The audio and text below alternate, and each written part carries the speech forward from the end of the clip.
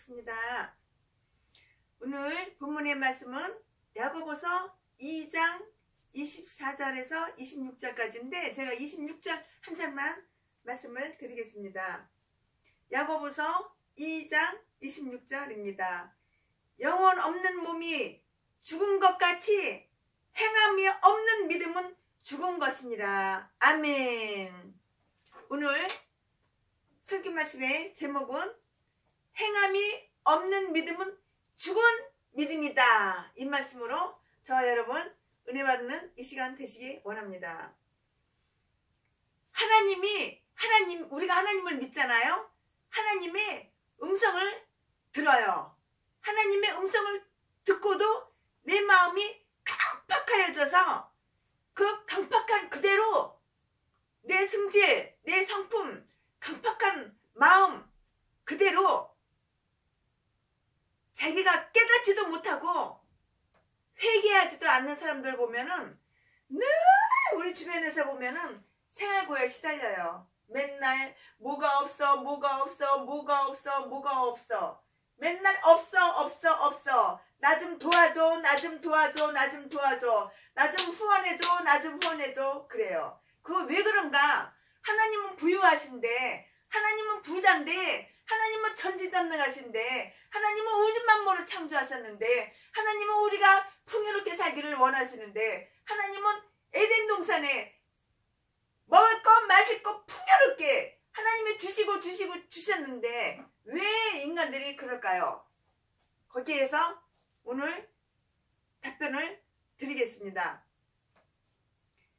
얼마만큼 처참하게 사냐면은 핸드폰 요금이 몇 달치가 밀려가지고 핸드폰 요금이 끊겼대요.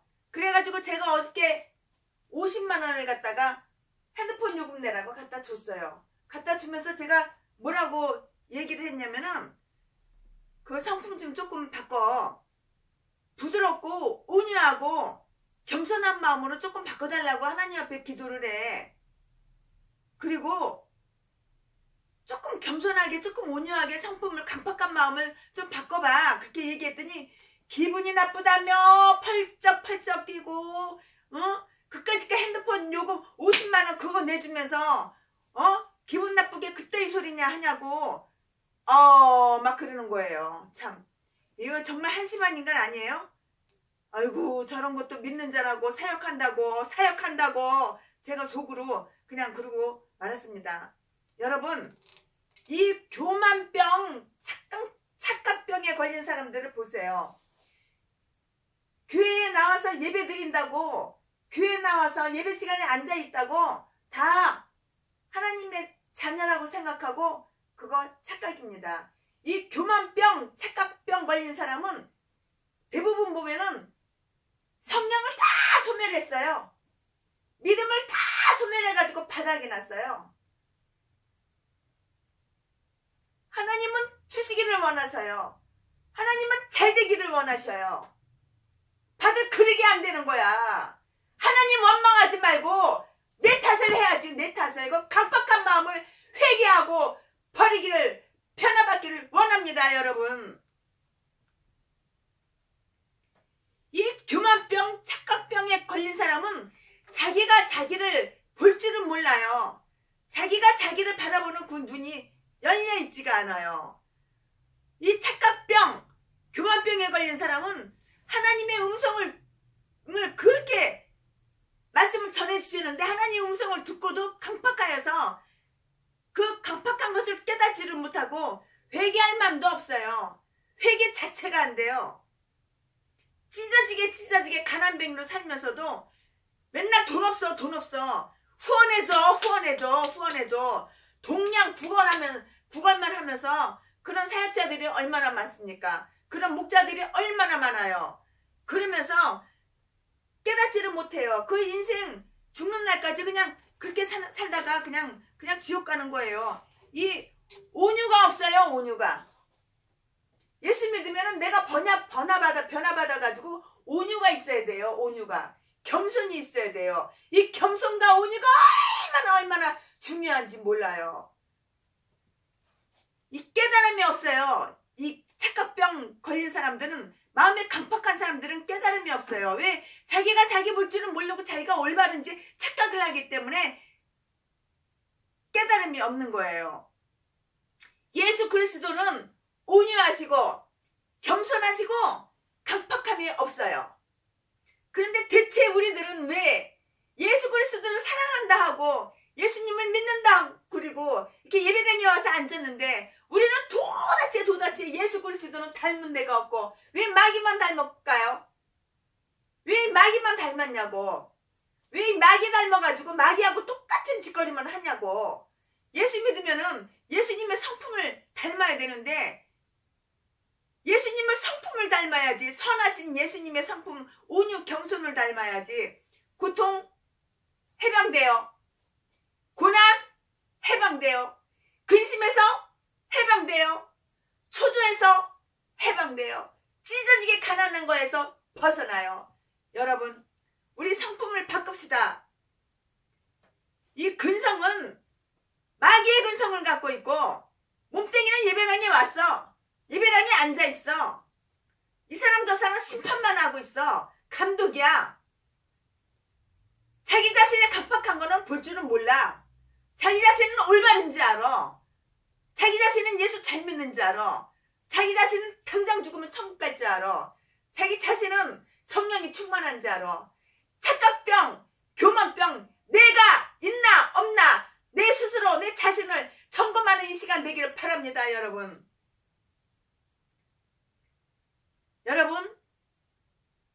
강팍한 마음을 온유한 마음으로 한번 바꿔보세요.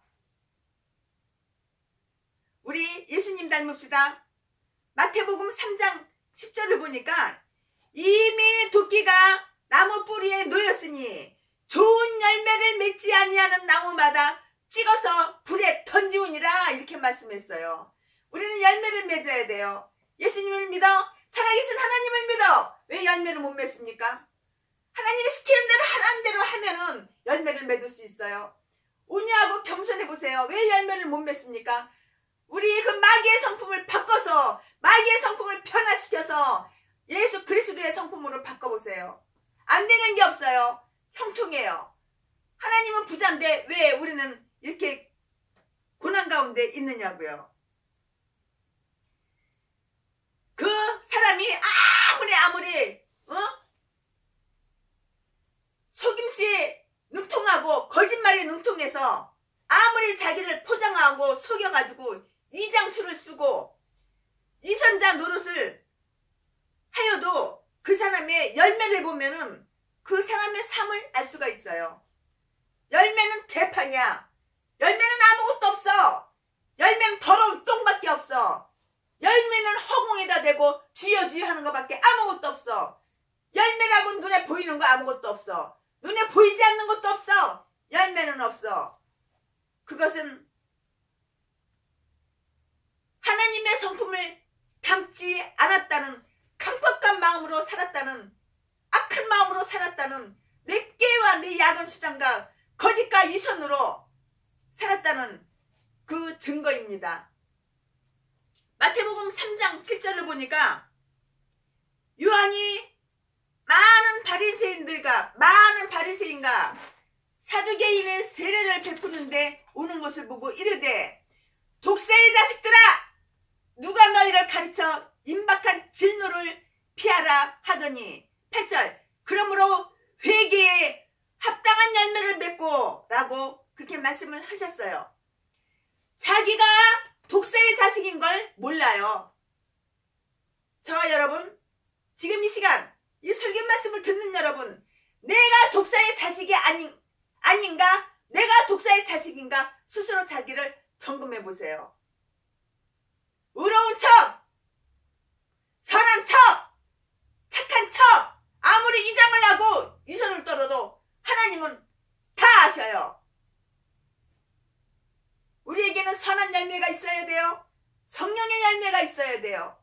우리에게는 온유가 있어야 돼요. 우리에게는 겸손이 있어야 돼요.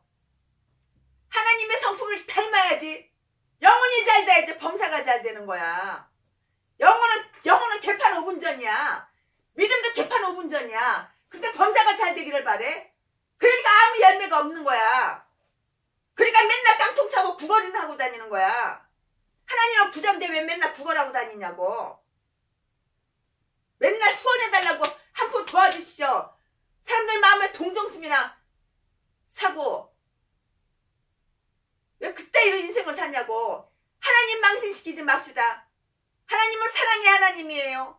하나님은 전지전능하신 하나님이에요. 영혼이 잘 돼야 범사가 잘 되는 거야. 성령을 다 소멸해놓고 믿음 다 소멸해놓고 내가 거짓으로 속임수로 착한 척 의로운 척 사람 눈에만 잘 보이려고 그러니 무슨 열매가 있겠습니까?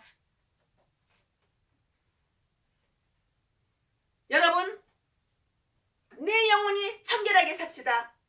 여러분 내 영혼을 깨끗하게 살자고요. 여러분 우리 좀 더 겸손해집시다. 우리 좀 더 온유해집시다. 나의 더러운 성질 버려보세요. 예수님 온유로 내 더러운 성질을 바꿔보세요. 나를 변화시켜보세요. 인생이 달라져요. 성령으로 채워져요.